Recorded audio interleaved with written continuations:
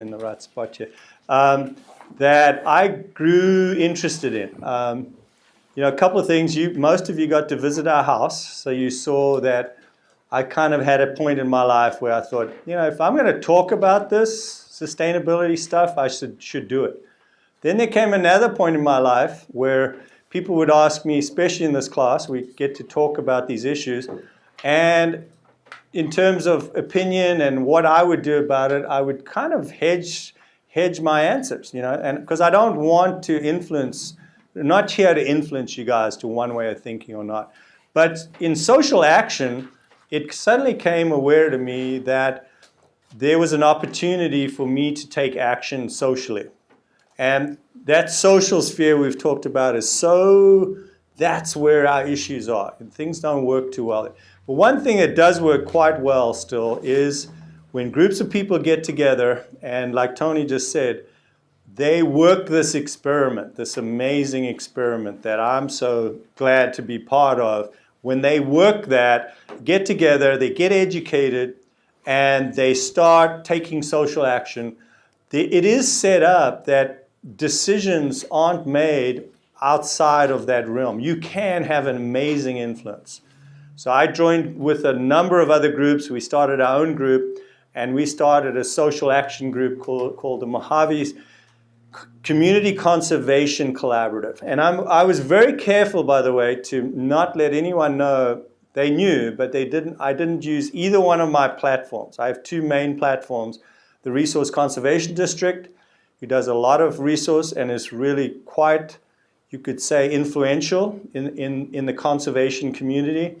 And then VVC, display. I never once in a public meeting said, I'm from VVC and I'm a professor, and you better listen to me because I know what's going on. So it was kind of cool. And I kept it that way, and we did this, and we were drastically able to influence. And you guys on the field trip, we took you to what I would call two very poor solar installations, and we talked about that a little bit.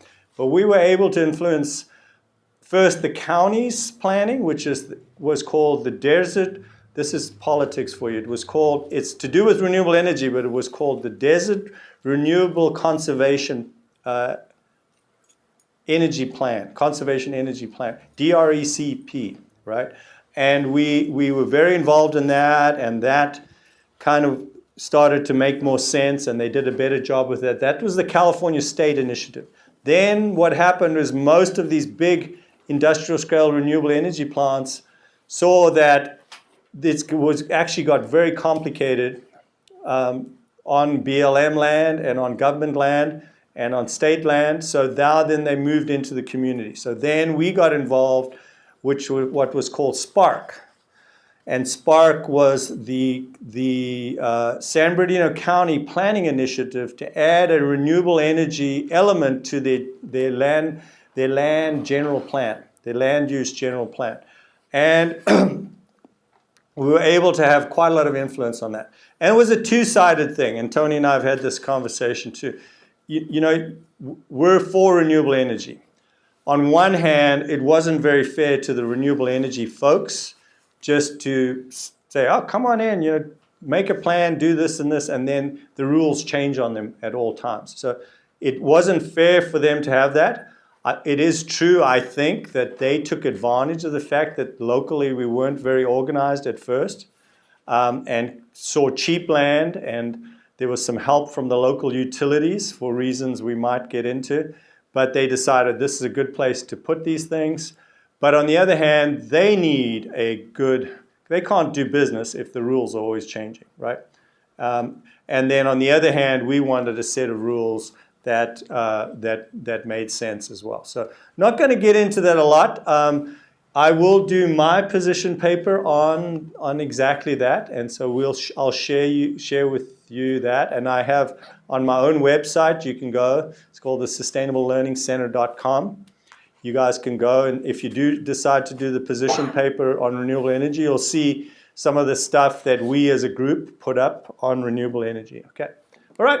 So energy efficiency is important in energy. So this idea that how efficient we are with the energy is really the key, right?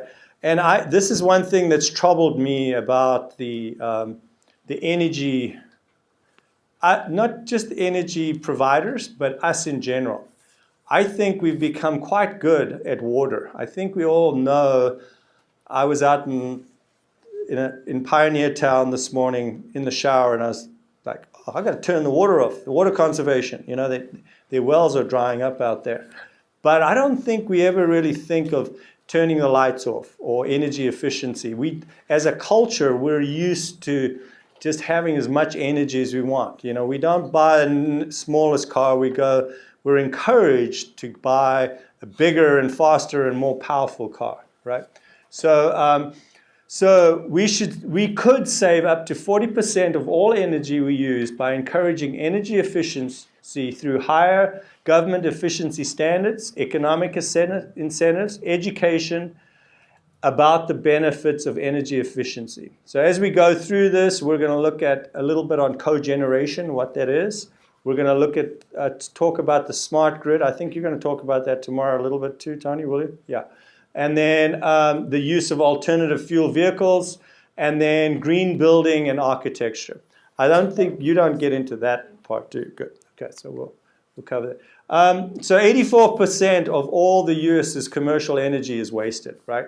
That's a huge, huge amount, okay? Half is unavoidable because of the second law of thermodynamics. Anybody remember? Actually, you shouldn't have to remember very long because this is in the first chapters of this book.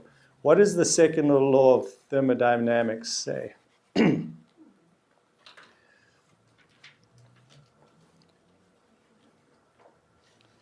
Basically, it says that energy always moves from a highly useful form to a lesser useful form. And we mostly see that by stuff getting lost as heat.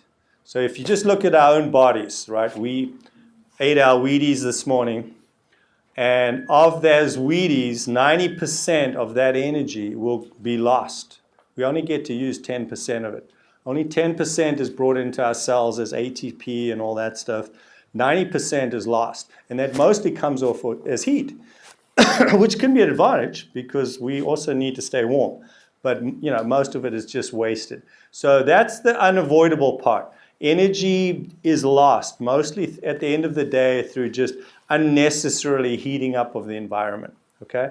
The other half is avoidable, and it's unnecessary waste. So look at that figure, 84%.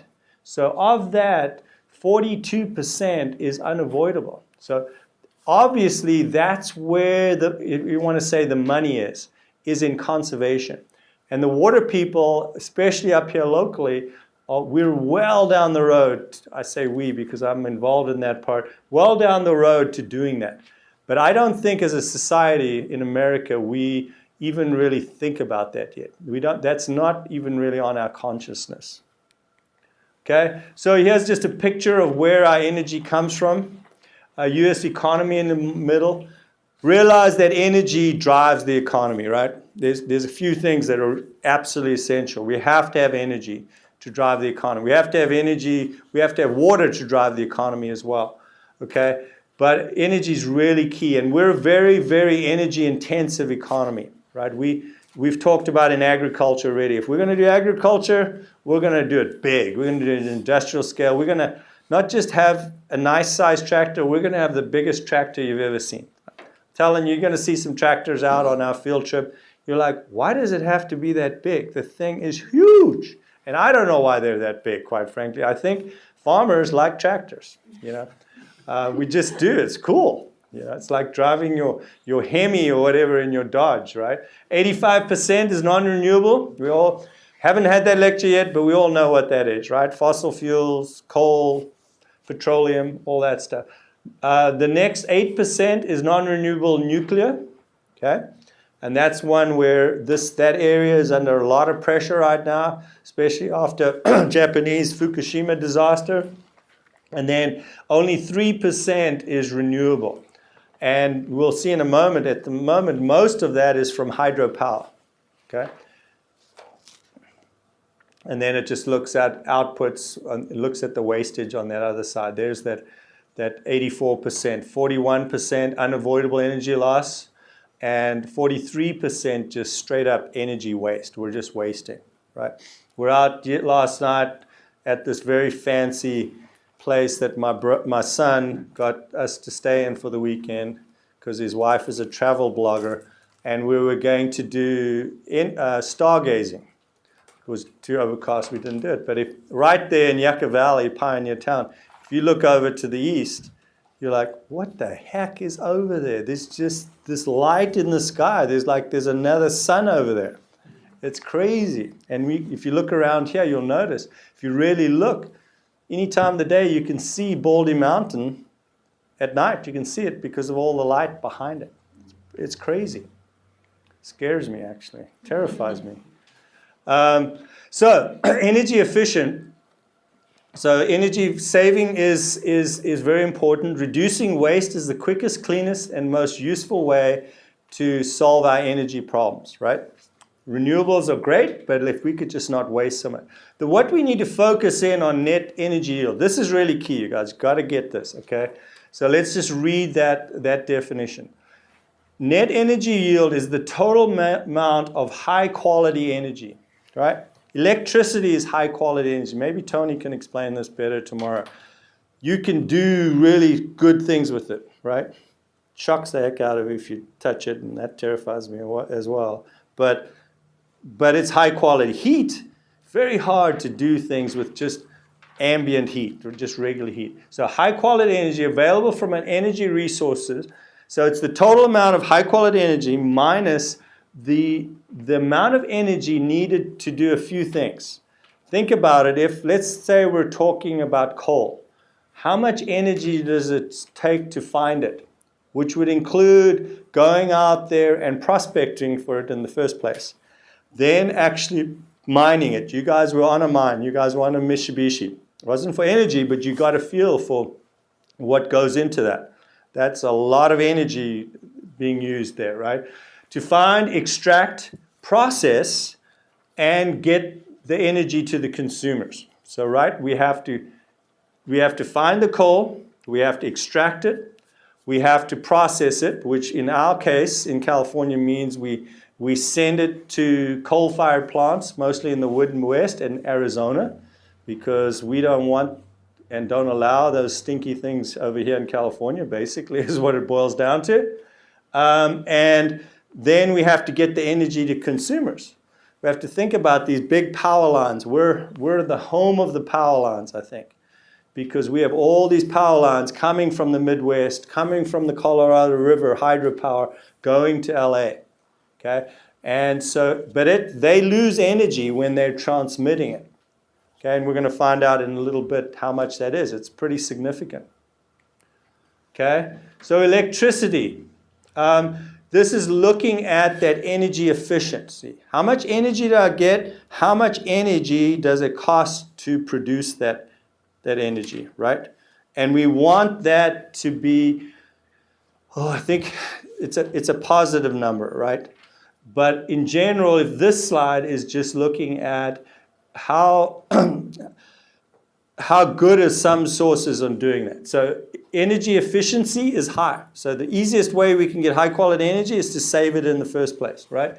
Hydropower is high. Wind is high. Coal is high. Natural gas is medium.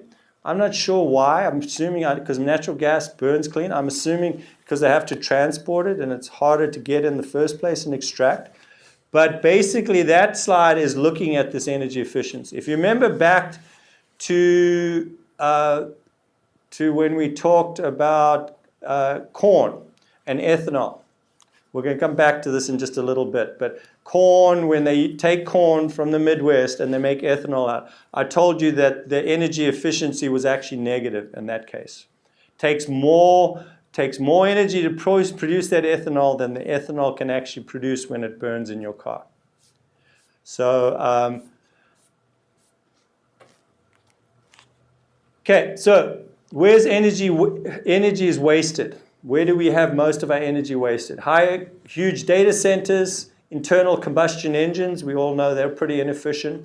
That's That's why they get so hot. A lot of that heat comes off. A lot of the energy comes off as heat. Nuclear power plants are very inefficient. That one kind of surprised me. I always thought they were quite efficient, but I guess they've just got a lot of energy available to them in the first place. Coal-fired power plants, leaving our lights on all night. My favorite peeve, right?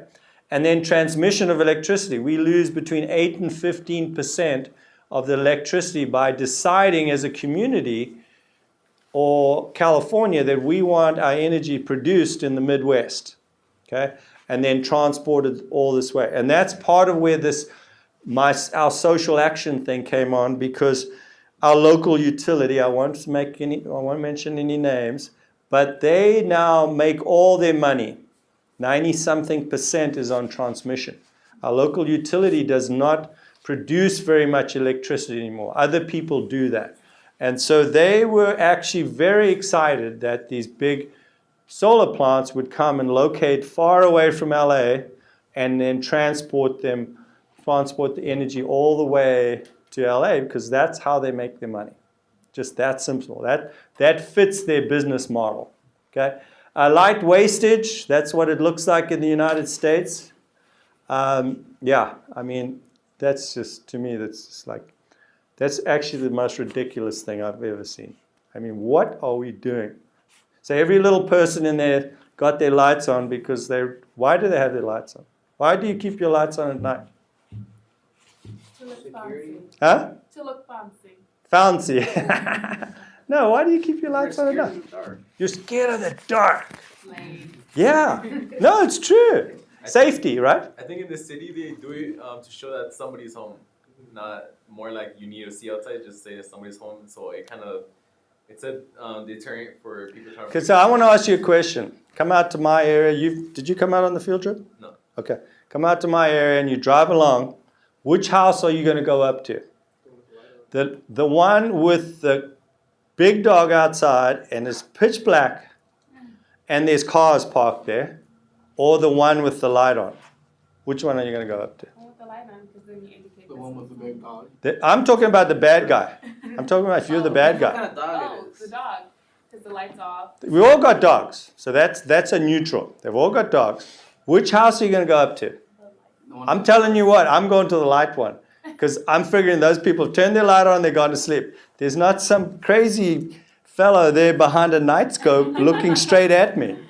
I'm serious. So it's quite ridiculous. We've just got this thing. It doesn't make any sense, especially in town where the whole city's lit up so bright anyway. What difference does it make if your house light is on? Because the street's so lit up anyway. You could go and play football out there, right?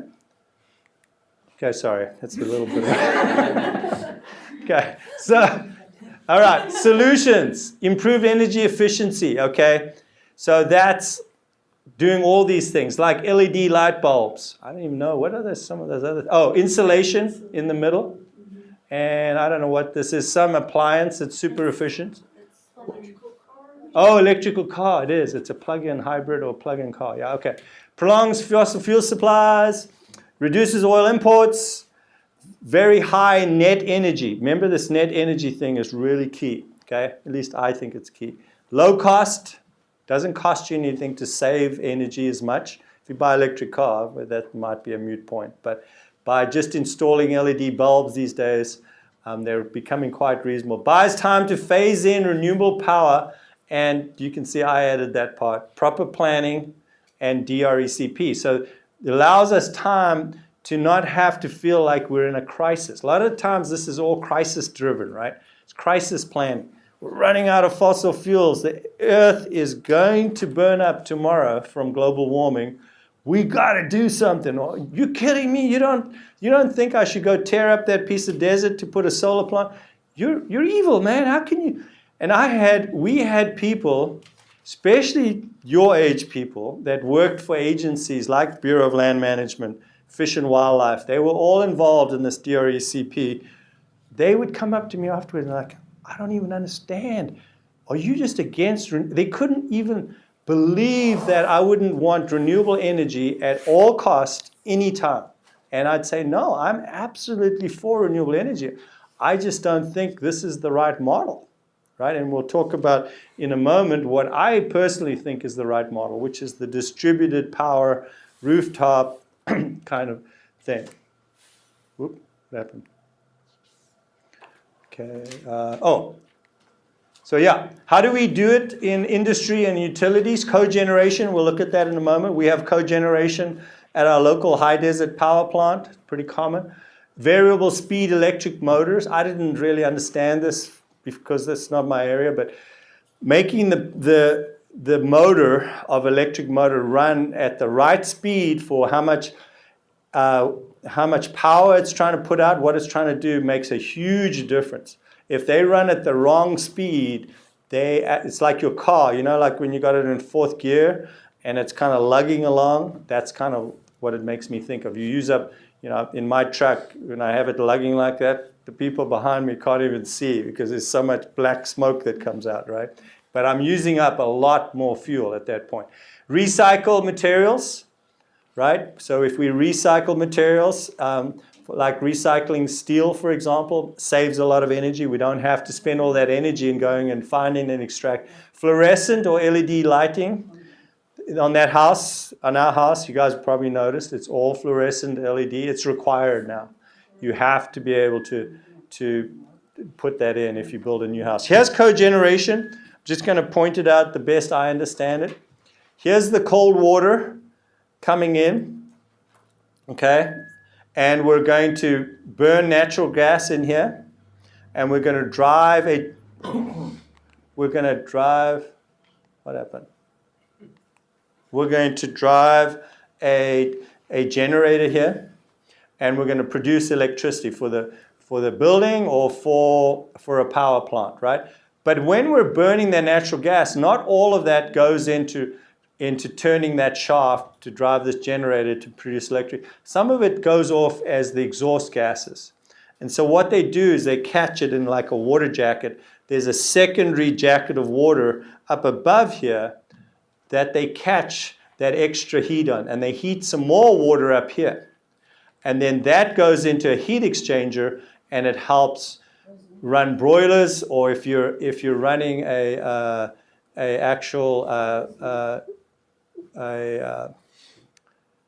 water turbine. What am I trying to say, Tony?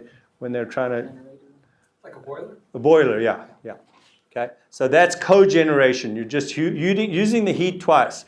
You burn the natural gas, it drives the generator, but you also catch that heat, and you use that to heat up more water to do other things with, right? Or to help your process.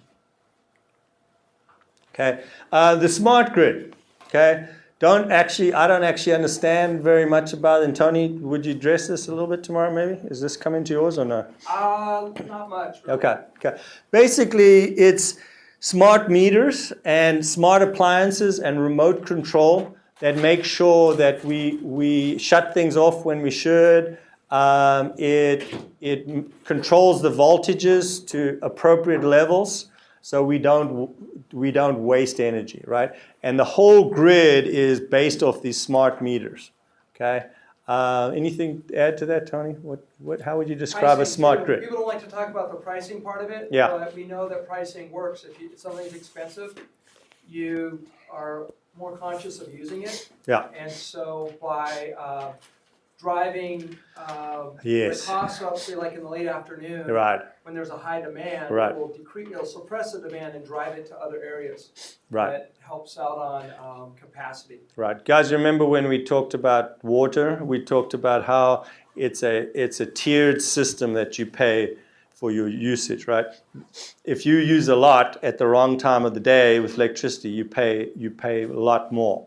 And that's what Tony, smart grid would actually keep track of it. Smart meter would actually keep, hey, you turned on your air conditioner same time as everyone else in the middle of the day, the late day, when there's a real pressure on the grid. There's lots of people are using the grid. The ag producers, when we go out to harder farms with their pumps, their irrigation, they do that at night, so that the electricity is cheaper at that time. And a smart meter keeps track of that. They don't get charged at the wrong rate because of that. Yes? What do you think about the Tesla power walls? Are they a good investment? The power wall being the battery. Yeah. Yeah. So you use the energy off the battery instead of using it off the grid. during Of the rush hour. thing. I'll have to. I'm glad Tony's here. That's like way out of my. So, what happens with that power wall is it doesn't put you off grid, but it makes you grid interactive. And so, in conjunction with the smart grid, it'd be awesome. So let's say, for example, electricity between 3 in the afternoon and say 8 o'clock at night is the most expensive because everybody's using it, everyone's coming home from work and stuff. Well, then your power wall thing would say, hey, Tony just flipped on the AC, rather than pulling it out of Edison, I'm gonna pull it out of my battery storage. I've been storing, electricity all day, noon, 1 o'clock, 2 o'clock. And so that house, instead of pulling out the grid, they're gonna pull off their own battery. And so you could program it in such a way that every house is using electricity at the best time.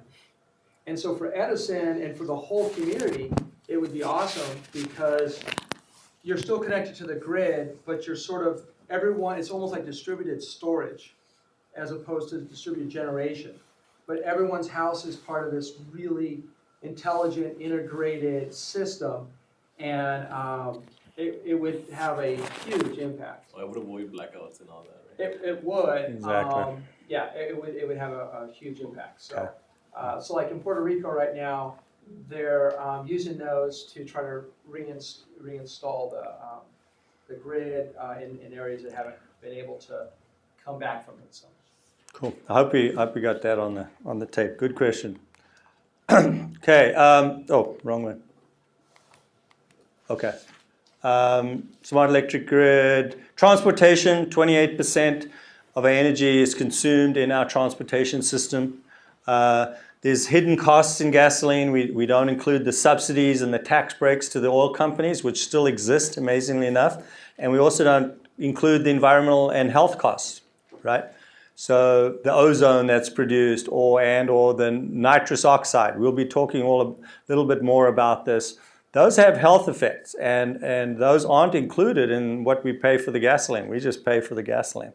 True cost would be $12 to $16 per gallon. I think that would slow us down a bit. I don't think I'd use my car quite as much. Okay, super efficient cars, hybrids, plug-ins. I'm actually going to see if Lee Bennett can come in and give you not maybe a full guest lecture, but on where this whole what they call alternative fuels is going in the transportation industry. Because if 28% of our energy is on transportation, then that's very significant. Okay, and there's a lot of questions about that, right? I don't know if did any of you actually read that handout you got out at the Lucerne Valley Market? Did you see that one that was about electric cars and not looking at what it costs the environment and in general to produce all those lithium batteries? You see, we don't look at those hidden costs of any of this stuff. Those are hidden costs that we don't necessarily look at. Okay. All right. So we'll go through this pretty quickly. I'm not going to don't need to educate you guys, but obviously a hybrid is a small engine and an electric motor. And when the car is going downhill, the momentum actually recharges the batteries. And then you've got straight up electric cars. Okay. Issue inefficient and dirty batteries, the current lead acid batteries. I don't think I even showed you guys our batteries there, but we had a whole battery bank on the back porch, and they're awful. I mean, they're lead, which is a major environmental contaminant. And luckily in the United States, we recycle and reuse, and they're very careful with batteries to recycle. If you guys are in your car, right, you have to take it back to the store. They even give you a rebate on them and things like that. And they're very, very inefficient. They don't work very well. I mean, just this weekend, we're figuring out ours. We're actually underpowered. We don't have enough battery life, which means at night, we're pulling them down too far. A couple of times last week, I think we got down to 40% of the capacity, and most people will say they need to stay above 60%. But they don't last forever. Our first set of batteries lasted 5 years, and they're super expensive, right? So I was very fortunate in how I was able to buy these batteries, but you know, a set of batteries for what we're doing is going to cost you about $2,500 at least, and maybe up to $5,000. And so that's great to be solar or off the grid like we are, but now we've got this environmentally nasty thing going on, and we're desperately, and that's why Tesla and these people are so important. The biggest thing we need to do in this is figure out better storage, right? And I'm sure Tony will get into that a little bit tomorrow. But lithium-ion batteries, thermal wave batteries, I have no idea even what that is. A viral battery, I don't know what that is. I know what a capacitor is, but I don't know what an ultra capacitor is. But ways of storing the energy. Let me just tell you that out at Mojave, what do they call Mojave Power? They're way out beyond Hinckley. There was a big new, and Tony will tell you what this is, a solar thermal plant put in there. They actually put the extra energy into the ground, and there's some kind of salt mixture down there that actually, like a battery, the ions actually store extra energy. I have no idea how that actually works, but there are ways to store the energy. The problem with electricity is it's live and active. You can't really store it very very easily at all. And so storage is the real key. And at the moment, that's where our big Achilles heel is in how we store it, especially with batteries. Okay. Green, sustainable, natural building. Actually, this guy's house we stayed at this weekend is a green architect, which was kind of interesting. This was an Adobe building we stayed in this weekend. But you know, we talk about natural lighting. Remember standing in our upstairs of our house and looking at the solar tube. You guys remember that? Thing looked like much stronger than these fluorescent lights, and you guys were like, "What the heck is that?" Well, it's just sunlight being focused into the house, right? Solar energy, passive and active. We talked a little bit about passive and active, and we'll get to that in a moment. Wastewater recycling, I showed you the wastewater recycling that we have. Energy efficient appliances and lighting. Come a long way with this. The lighting we've talked about, but you know, there's a whole US system, the Energy Star system for your washers and your dryers and your refrigerators, and they are so much, I mean, I don't know what, multiples, 10, 20 times more efficient than they were 20 years ago. I mean, I'm just guessing, but they are so much more efficient. And so if you can afford it, you need to have a newer refrigerator, and they're super efficient. Our refrigerator is a very small part of our picture in how much energy we use. Living roofs, it's a green roof. You actually plant living matter on your roof. That's kind of cool. Alternative building materials, what was the one we used mostly on ours? Hay or straw, right? Yeah, straw. But there's lots of different. Adobe is an alternative building material. It's clay. Recycle, restore, reuse. You saw all the crazy stuff that my wife's done with all that kind of restoring and reusing and all of that, right? So it's kind of cool because this is the first class we've actually taken to our place. And so when I was going over this lecture, I was like, oh, these guys are actually going to kind of have a feel for some of this. But this is really a cool set of slides. I won't go too much into them. But the things you can do in your house. Only one I'd point out on this is a thing called a whole house fan. Got a little picture of it here. That drags the air from inside your house and exhausts it out, the hot air during the day, late afternoon. We had one of these in our other house, and we'll have one of these that connects to our greenhouse. I showed you how we have that greenhouse outside. And this house, once that's done, we have the fan in there. These things are just killer. Most of the year, we wouldn't turn even on our swamp cooler because of that thing. They are unbelievably efficient because you just get the hot air out. And your outside air is generally cool enough, especially when we've got the cool afternoon winds. What is it called again? Whole house fan. It's just a big fan, looks like a big hole like that, and you turn it on, sounds like an aircraft engine coming on, but apart from that, it's pretty cool. Bathrooms, water-saving toilets, we talked about that. Water leaks are huge. Use microwave, this always amazes me. Microwave is actually more efficient than a stove. A basement or utility room, we don't have much of those. Outside, we talked about planting deciduous trees, and we talked about passive solar in general. So this is a good place to look at that. I don't know if there's a slide about it, but let's say this is the south-facing side of the house, right? The biggest thing I showed you on ours, our south and our west-facing side of the, mostly our west face, we had that huge overhang. Sorry.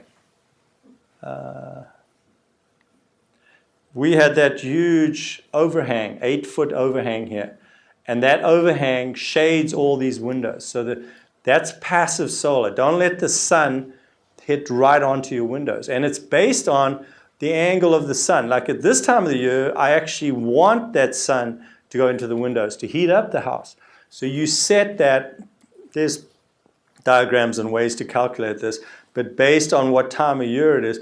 But in the summertime, you want to have enough overhang that that direct sun doesn't hit your glass windows. Because as much as they say is for glass, and you can have energy efficient glass, it doesn't do much. There's the actual fraction with those nice new windows is actually very minimal. If it goes, sun hits the windows, it's going to heat up your house. Okay, thermostats, smart thermostats are really good that only come on when they have to. They don't just stay on all the time. It's kind of cool. Remote ones. So I don't think we need to go much more there. Are we still wasting so much energy? Why are we still wasting so much energy? Well, it's super cheap. I think that's part of the reason, and Tony kind of brought that up a moment ago. It's super cheap. We still subsidize industrial fossil fuels.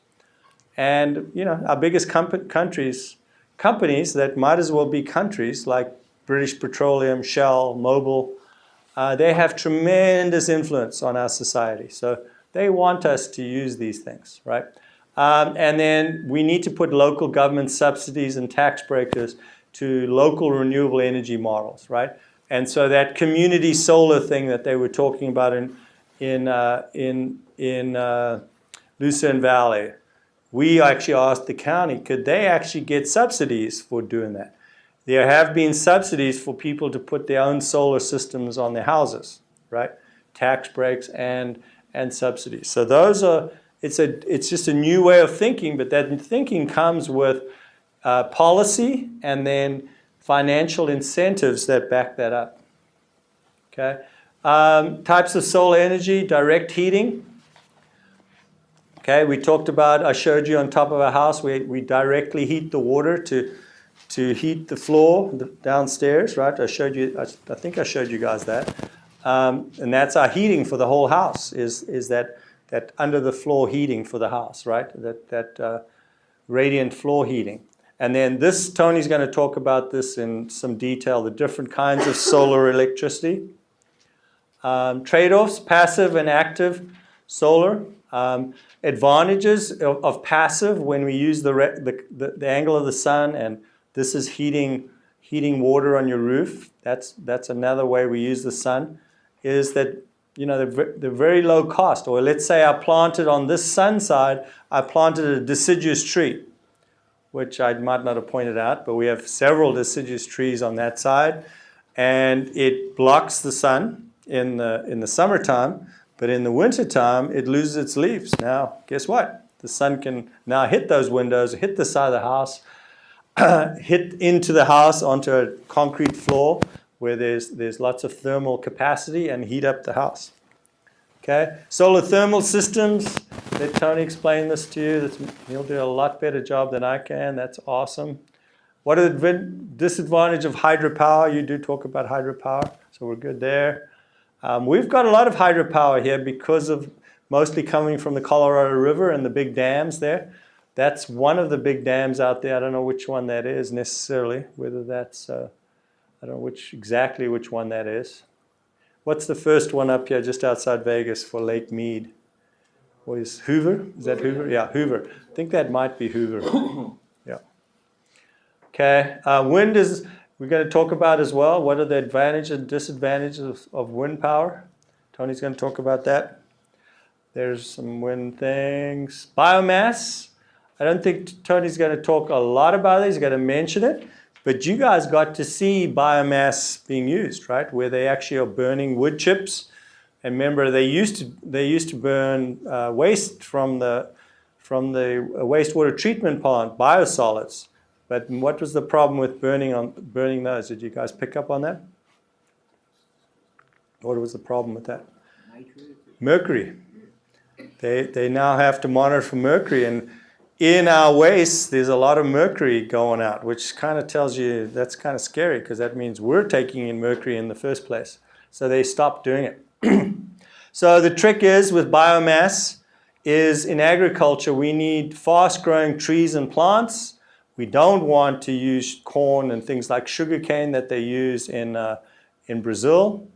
And we also want to use crop residues and even animal manure to produce biomass, or even algae. Algae would be another biomass thing, right? Where we can produce biodiesel, for example, from algae. Okay, so there we go. Going to go on through that. Biggest producers of biofuel: Brazil, United States, European Union, and China. Ethanol, I think we've talked enough. The one I want to point out to you is the alternative is this one down at the bottom here. Cellulosic ethanol, cellulose. Cellulose is the mostly undigestible for people part of grasses. And there's several grasses you can grow, switchgrass being one of them. But they're still, from what I know, maybe Tony knows more than me about this, but they're still struggling to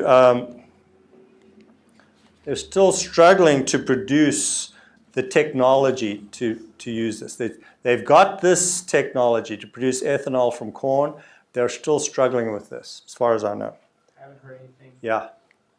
Okay. Trade-offs: liquid biofuels. Obviously there's advantages to it. Like I said, I just am strongly against something like corn, where you're taking food away from people. And we know in the ag industry that we know directly that there's quite a large percentage. I'm going to say, I think I've heard like 30% of our corn is used for ethanol. It's quite high. And it's driving up the cost of that corn, and that's a staple for people in the rest of the world. And that's not cool, especially when, as far as I know, I think Tony's going to, I could tell we might be off on, I might be off on this, but the energy efficiency, right? As far as I know, ethanol is a negative energy efficiency. It's just, it sounds great, and you're doing a biofuel, and lots of people are getting subsidies to grow corn because of it, but it's not cool. Geothermal. Do you address the geothermal? I don't think you do, Tony. A little bit. But anyway, this is taking the heat from underground, and you're going to like, well, where does that happen? Anybody ever been to Mammoth? In the winter, most of the heating in Mammoth is driven geothermal. They've got some underground, the magma and all that, or whatever, is close to the surface, and they've got hot springs, and they drill down wells, and I think they run water down, collect that heat, and then bring it back up. There's several huge, I don't know what percentages are for California, but down at the Salton Sea, if you go down there, you'll notice all around the Salton Sea, there's 5, 6 massive power plants, and those are geothermal power plants. They're producing electricity from underground heat. Okay, environmentally clean, yeah, mostly. I guess there are some issues, trade-offs. Hydrogen as a fuel. I'm going to leave this one because I will see if I can get Lee Bennett to come in and talk about hydrogen fuel in terms of especially for cars. The theory of it is great, that you can just use hydrogen. What is water but H2O, right? 2 hydrogen molecules, 1 of oxygen.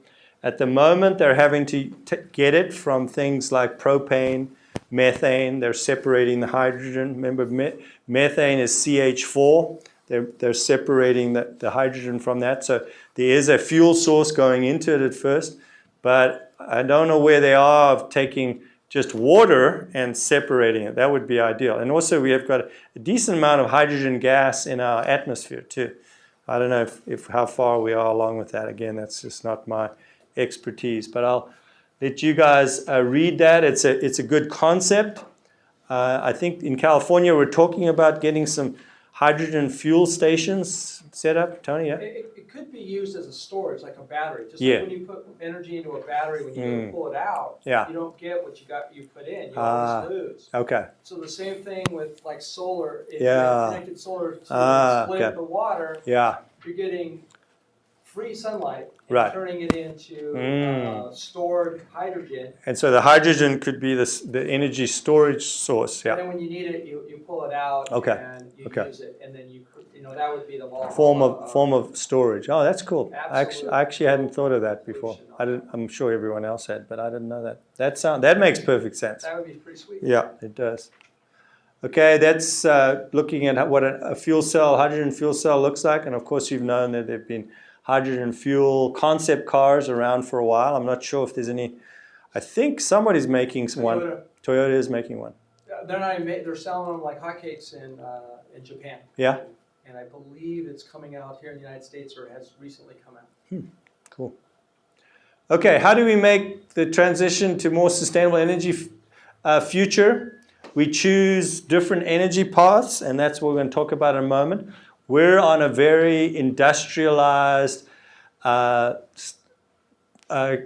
at the moment where we produce the energy in a big industrialized, I don't have quite the right word at the moment, but it's in a big facility. What we want to go to is these decentralized micro power systems. You were sitting at one the other day at the Lucerne Valley Market. They've decentralized, they produce their own power right there. The whole of Lucerne Valley is talking and fairly far down the road to having their own little microgrid out there, which would be awesome. So everybody, and you saw Bill talking about his little community. They apparently, I need to go see it, but that community of X number of houses all have their own little system that they're running off, and it's all hooked up together.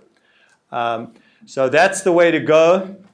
And we still, I think we have to admit and know that fossil fuels, because they're so dang efficient and easy to transport, and fossil fuels are available all the time. The thing we have to remember, and Tony's going to get into this, wind only blows some of the time, sun's only up some of the time. If we can't store the energy, then we've got a problem. If we want to use it in the middle of the night, we've got a problem for the grid in general. Okay? So there's the industrial scale system, produce it all in one place. So there's a little community distributed system. So especially with this rooftop, the point we made in our group is if you go down into LA, and this has been documented, they've got so much roof space down in LA that if they did it, they could produce all the power they needed, solar-wise, just off the roof space they have. So that was the point. Why do you have to transport it down there? Well, there were other incentives. The incentives we had at that time focused towards producing industrial scale, large solar plants. Okay? Bioenergy plants would be a good green. You see the green arrows? I mean, that's good, I guess. Wind farms, we want all of these things. It's just, as a society, how do we want to do them? Okay? Fuel cells and micro turbines. Okay, so these would be kind of turbines that apparently they have in all our locomotives. Those are diesel locomotives, but they're actually driving a micro turbine that produces electricity. And I've been told that one of those locomotives, I might be completely wet on this, actually can do 4 miles to the gallon, one of those huge locomotives. Wow. That's what they're doing in the diesel. And then a friend of mine is really into this micro turbine. They want to put these in the big trucks. So it wouldn't be taking the diesel in a combustion engine and driving the thing the combustion engine would drive a turbine, produce electricity that would drive the truck. And they're starting to use, several of the trucks companies are using some. Yes? So it's all because of money. So if it's a good idea to put rooftop solar cells in every house, why don't they just do it?